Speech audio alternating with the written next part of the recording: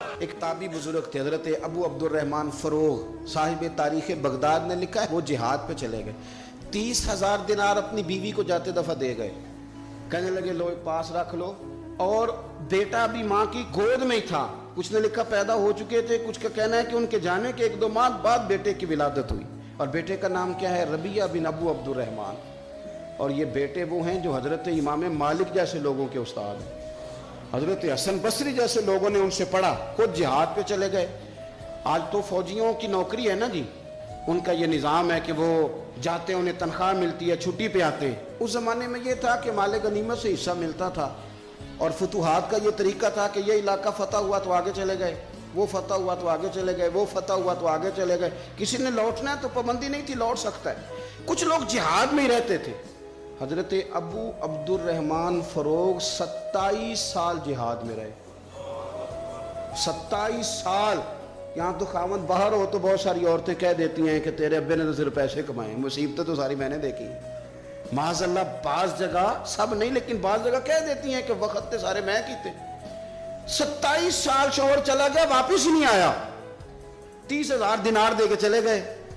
27 سال کے بعد خیال آیا گھر کا، اب بیٹا محدث بن گیا، عالم بن گیا، اور کمال یہ کہ رہتے کہاں تھے؟ حضور کے مدینے میں، مدینہ النبی میں، مدینہ منورہ میں صلی اللہ تعالی علیہ وسلم۔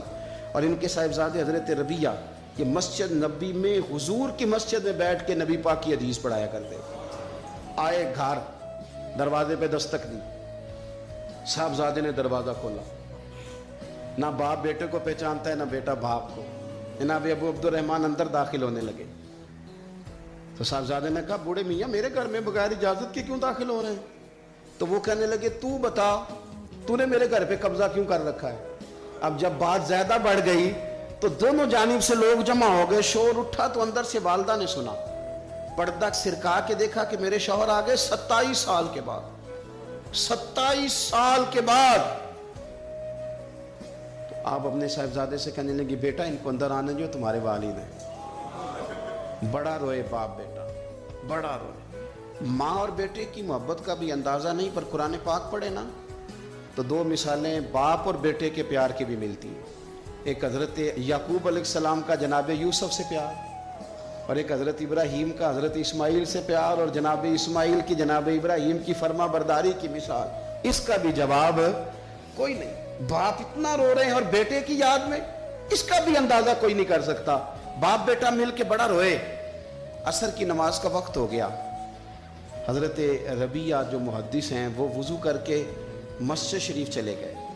یہ ابھی چونکہ سفر سے آئے تھے، انہوں نے کھانا وانا کھایا، تھوڑی دیر بیت گئی تو یہ نہیں پوچھا پیچھے حال کیا رہا، پوچھتے ہیں اپنی بیوی سے میرے 30,000 دینار کہاں ہیں؟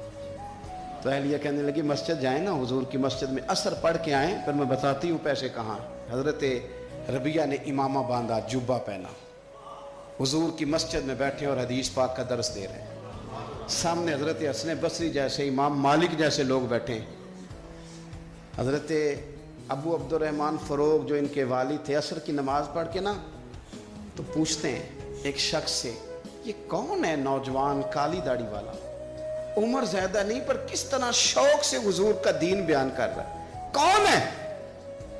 تو بتانے والے نے کہا کہ حضور ایک نا ابو عبدالرحمن نام کے بزرگ ہیں، وہ 27 سال سے جہاد میں گئے ہوئے ہیں، یہ ان کا بیٹا ہے۔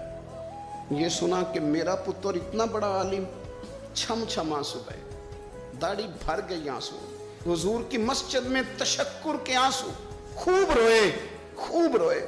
اٹھے گھر گئے، اور جب آنسو بھرا چہرہ لے کے گھر آئے تو اماں ساری بات ہی سمجھ گئی، کہنے لگی دیکھا ہے وہ بیٹے کو حدیث پڑھاتے، اب پتہ چلا میں نے آپ کے 30,000 دینار کہاں خرچ کیے، میں نے آپ کا پیسہ ضائع تو نہیں کیا۔ تو حضرت ابو عبدالرحمن فروغ فرمانے لگے رب تجھے صلہ دے اور میری طرف سے بھی دے، تو نے تو کمال کر دیا ہے۔